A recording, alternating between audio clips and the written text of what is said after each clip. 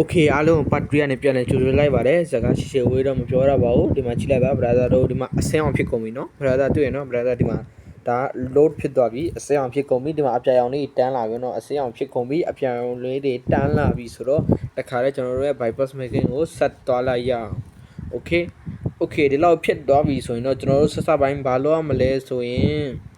ခဏလေးစောက်ဝေးပါเนาะဒီအပေါ်မှာမရောက်တော့ပြီလေဒီမှာportion ဆိုတဲ့ဟာလေးရှိရမနော်ဒီ portion ဆိုတဲ့ဟာလေးကိုတစ်ချက်နှိပ်မယ်ဒီမှာ general ဆိုတဲ့ဟာလေးရှိရမနော်ဒီဟာလေးပေါ့နော်ဒီအရာလေးကိုတစ်ချက်နှိပ်ပြီးပါ okay နှိပ်ပြီးတော့ဒီမှာပေါ့နော်ဒီတစ်လိုင်းလုံးမြင်တဲ့မြတ်ဟာတွေအကုန်လုံးဖွင့်ပေးလိုက်ပါဟုတ်နော် okay လေးနှိပ်ပြီးလိုက်မယ်နော် okay လေးနှိပ်ပြီးတော့ရပြီအခုဘာလို့မလဲဆိုတော့ဒီမှာ brother အခု bypass ထုံးမဲ့အချိန်ရောက်ပြီအခု bypass ထုံးမဲ့အချိန်ရောက်ပြီပြီးရင်ကျွန်တော်တခုပြောပြမယ်ဒီ bypass က brother ရဲ့ game ကိုတော့လုံးဝအမှန်ကန်ကြီး ban fix ပေးမှာမဟုတ်ပါဘူးနည်းနည်းပပ ban လေးပဲ fix မှာဖြစ်ပါတယ်ဒီဒါလေးကကျတော့3မိနစ်2မိနစ် ban နေလဲ fix နိုင်ပါတယ်ဒါလုံးဝ ban all ban လည်းမဟုတ်တယ်လို့အပြင်းစား ban fix လည်းမဟုတ်တာ normal ban fix လေးပဲဖြစ်ပါတယ်ဒါတကယ်လို့လုံးဝအချမ်းစားတွေရချင်ကျွန်တော် channel မှာလာပြီးမှဝယ်ပြီးမှ video လေးကြည့်လို့လည်းရတယ်လို့free လဲ free ဟာလည်းရှိရပါတော့ free ဟာလည်းကျွန်တော်တင်ပေးပါ brother တို့ကျွန်တော် support လို့ကျွန်တော်က free ဟာကိုလုံးဝအချမ်းသာလုံးမှာတင်ပေးမှာဖြစ်ပါတယ်အဲ့တော့ brother တို့ support တာများလာရင်ကျွန်တော်လုံးဝအမှန်ကန်ကြမ်းတဲ့ဟာလေးတင်ပေးမယ်လောစရာဒါလည်းအရေးကြီးအောင်တော့ကြမ်းတဲ့ဟာလုံးမယ်ဆိုရင်ဒါဟိုအရေးကြီးဒီဟာနဲ့အရင်ဆုံးမိတ်မှပြန်ကြမ်းတဲ့ဟာကိုပြန်တွားလုံးရမှာဖြစ်ပါတယ်အဲ့မှာ brother Bible ပုံမှန်ကြမ်းမှာဖြစ်ပါတယ်ကဲအခုစလိုက်ရအောင်ဒီမှာ X view လေးရှိရပါတော့တကယ်တော့ brother ဒါမလုပ်တတ်တဲ့ရင် brother part 2ကိုတွားကြည့်လို့ရပါတယ် part 2ရဲ့ link ကိုကျွန်တော် description မှာလည်းပေးပါမယ် brother တို့မတွေ့ရင်တော့ description မှာပေးထားပါမယ်မတွေ့ရတော့အကြောင်းမရှိပါဘူးလဲဆိုတော့ကျွန်တော်ဒါလေးပဲတင်ထားဖြစ်ပါတယ်အဲ့တော့ဒီမှာ X view လေးကိုတစ်ချက်နှိပ်မယ်ပေါ့နော် X view လေးကိုနှိပ်တာနဲ့ဒီနေရာရောက်သွားပြီပေါ့နော်နေဒီဘေးမှာ wait ဒီဘေးမှာ brother sub တွေတွေ့ရမလားဒီ sub တွေက brother ကြိုက်တဲ့ sub တစ်ခုကိုနှိပ်လိုက်နှစ်ချက်နှိပ်လိုက်ရပါတယ်okay ရောက်သွားပြီကျွန်တော်ပုံစံ sub တစ်ချက်နှိပ်လိုက်မယ် okay ဒီမှာရောက်သွားရင် brother တစ်ချက်ထွက်လိုက်မယ်နော် brother MD manager ထဲကိုဝင်လိုက်ပါဝင်မှာ download ထဲကိုတွားလိုက်ပါ okay download ထဲတွားပြီးမှဒီမှာ brother ဘာလုပ်ရမလဲဆိုတော့ bypass ဟိုကျွန်တော်ဒီမှာလောက်ထားတခုရှိရပါတော့အဲ့တော့ဘယ်လိုဘာနာမည်ထည့်ရမလဲ okay CB H လည်းရတယ် CB လည်းရတယ်ထဲပြနဲ့ဒီထဲကိုတစ်ချက်ဝင်မယ်ဝင်ပြီးတော့လည်းအခုကျွန်တော်ဒီမှာ copy လုပ်ရမှာကတော့ဒီဟာလေးပဲဖြစ်ပါတယ်ဗောနော်ပြန်လာလိုက်ပါ back ပြန်လာလိုက်ပါဒီဟာလေးဒီဟာလေးဖြစ်ပါတယ်ဒီ0လေးကိုမကူးနော်0လေးကို copy မကူးဒီ0လေးကို copy မကူးဒီအနောက်က0လေး data တွေကို copy မကူးနော် brother ဒါတွေလုံးဝ copy မကူးဒါတွေလုံးဝ copy ဒီအချက်ကနန်းအောင်ပဲ copy ကူးမယ် data မှတ်လိုက်ပါ1C 1414တဲ့ brother 1C 1414 1C 1414ဟုတ်တယ်နော် brother 1C 1414 okay ဟုတ်ဒါလုပ်ပြီးတော့ね brother ပြန်နောက်တစ်ခုပြန်လုပ်အောင်ဒီအနောက်ကဒါကတော့ဒီကုတ်ကတော့ brother တိမယ်လို့ကျွန်တော်ထင်ပါတယ်ဘောနော်ဒါတော့ဒီတိုင်းပဲနော်အနောက်မှာပြန်ထည့်ရတဲ့ X code လေးပဲရှိပါတယ်ဒီကုတ်လေးကတော်တော်လေးအရေးကြီးရပါတော့ဒီကုတ်နဲ့လည်း brother fill ban နေပါလေတဲ့ fit သွားနိုင်ပါလေ edit ဝိုးခဏလေးများသွားပြီခဏလေးနော် brother တင်ကြားထဲမှာတင်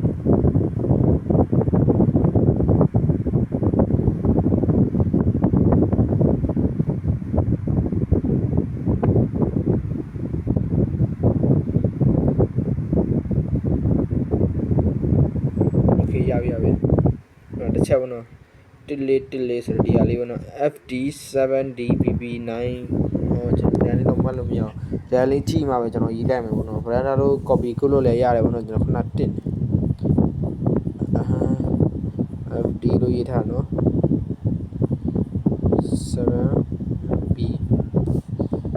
7B နော် တဲ့ BB A9 နဲ့ okay ဒါဘလို့ကောက်ရမှာလဲဆိုတော့ဒီမှာတော့ brother တော်တော်လေးခြားပါတော့နည်းနည်းပါးပါးခြားမှကောက်ပါကျွန်တော်ဒီမှာခြားလိုက်မယ်ဒီအလေး copy ကူးလိုက်မယ်နော် this C5E4 ဒီကြောင့်ကျတော့မရခတ်မယ်နော်ဒီတော့နည်းနည်း zoom နဲ့ဆွဲပြလိုက်မယ် okay ရပြီဒီအနောက်ကဒီ code တွေဗျာဒီ code တွေရချင်တယ်ဆိုရင်ဟိုဒီထဲတောင်းမယ်နော်ဒီထဲမှာဘလို့ဒီ code ကိုရရှိရမှာလဲဆိုတော့ဒီကနန်းတွေပေါ့နော်ကြိုက်တဲ့နေရာကိုတစ်ချက်ဒီကနန်းကိုတစ်ချက်နှိပ်လိုက်ပေါ့နော်ဒီမှာအစိမ်းအောင်ဖြစ်နေအကွက်တွေအကုန်လုံးကို copy ကောင်းဖြစ်ပါတယ် okay အဲဒီတော့ကနန်း copy ကိုမယ်ဆိုရင်ကနန်းမှာရေးထားလဲ this is C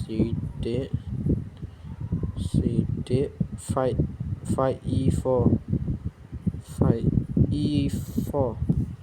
okay 5E4 ပြီးရင်ဒီအနောက်ကဟာတော့ AA05 လို့ဒီအနောက်ကစာလုံးနဲ့တူတဲ့ဟာလည်းရှိတယ်လို့မတူတဲ့ဟာလည်းရှိပါတယ်တူတဲ့ဟာဆိုတော့တူတဲ့ဟာပဲထည့်ပါဘူးเนาะဒီ file မှာရှိတယ်လို့ပဲထည့်လိုက်ပါ okay ဒီမှာရသွားပြီ wait ဒီမှာအလဲကျွန်တော်ဒီမှာရသွားပြီเนาะနှစ်ခုရပြီကုတ်နှစ်ခုရပြီနှစ်ခုရရင်နောက်တစ်ခုပြန် set ချကြည့်အောင် okay ရှာမယ် wait okay ဒီအလေးထည့်လိုက်မှာဘာမှမဖြစ်ဘူး okay ကျွန်တော်ဒီအလေးထည့်မယ်လို့လဲဆိုရင် 1C 17 D4 okay ကျွန်တော်ဒါတော့ရတော့ D3 ဖြစ်နေညနေ D2 တဲ့ခုဖြစ် F 17 okay ကျွန်တော်ဒီမှာရပြီ17 okay ဒီလောက်လောက်လိုက်မယ် okay ဒီမှာကျွန်တော်ရပြီနော်ကျွန်တော်တို့ code 3ခု x code 3ခုရပြီနော် offer 3ခုရပြီဒါဘယ်လို setup လုပ်မလဲ okay နော်ဘယ်လို setup လုပ်မလဲဆိုတော့ကျွန်တော်ဒီမှာလဲအစာစီ channel လေးအများရှိပါတော့ brother ကြိုက်တဲ့အစာစီ channel တဲ့ group ပဲတခု bypass ပဲဖြစ်ပါ brother တခုကတော့ group ပဲတစ်ကြောင်ပဲဖြစ်ဖြစ်နှစ်ကြောင်ပဲဖြစ်ဖြစ်ပေါ့နော်တူရနဲ့တူပေါ့နော်ဒီမှာကျွန်တော် public မှာကြတော့00 code ဆိုလဲဒါ work ပဲအခုတလောကျွန်တော်အမှန်ပြောရရင်ဒါ BGMI wait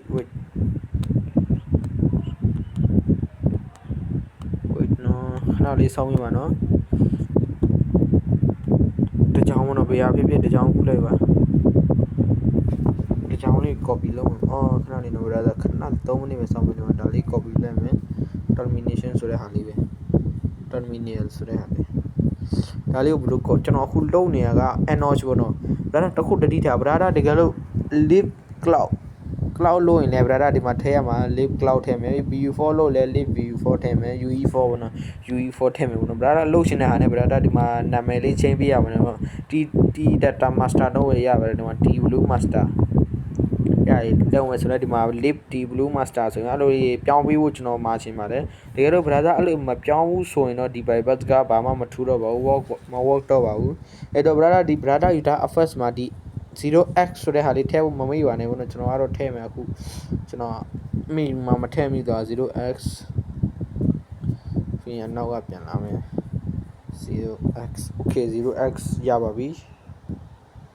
နားလေးနော် okay ကျွန်တော်ခဏချောင်းဆုံးနေလို့ဖြစ်ပါတယ် okay ဒီလောက်ထိ copy ကိုမယ် copy ကိုမှတစ်ချက်ထည့်မယ်ဒီကောင်ထည့်မယ်ဒီကောင်ထည့်မယ်ဒီကောင်ထည့်မယ် okay ထည့်ပြီးရင်ဒီအနောက်က effect code ကို copy ကူးလိုက်မယ် copy ကူးပြီးမှဒီမှာဒါလေးကိုချိန်လိုက်မယ် okay ချိန်ပြီးတော့လည်းဒီကောင်လေး copy ကိုမယ် okay နော်ဒီလိုလုပ်မယ်ပြီးဒီလိုလေးလုပ်လိုက်မယ် okay နော်ဒီဒါကိုပြန် copy ကူးမယ်ဒီဖြစ်တော့မယ်ဒီလိုလေးဖြစ်မယ်ပြန်နဲ့ဒီလိုလေးလုပ်လိုက်မယ်ပေါ့နော်ဒီလိုလေးပဲအကုန်လုံးလုပ်သွားမှာဖြစ်ပါတယ် okay ပြန်ဒီကောင်ပြန် copy ကူးမယ်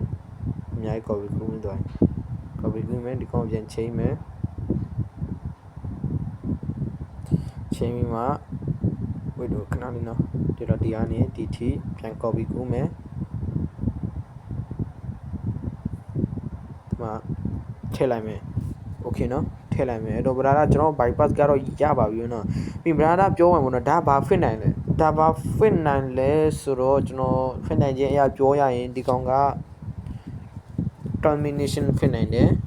ပြီးရင် any band fix နိုင်တယ်လို့ brother 10 years bypass ထည့်ထားလို့ brother မှာ10 years ban မလာပေမဲ့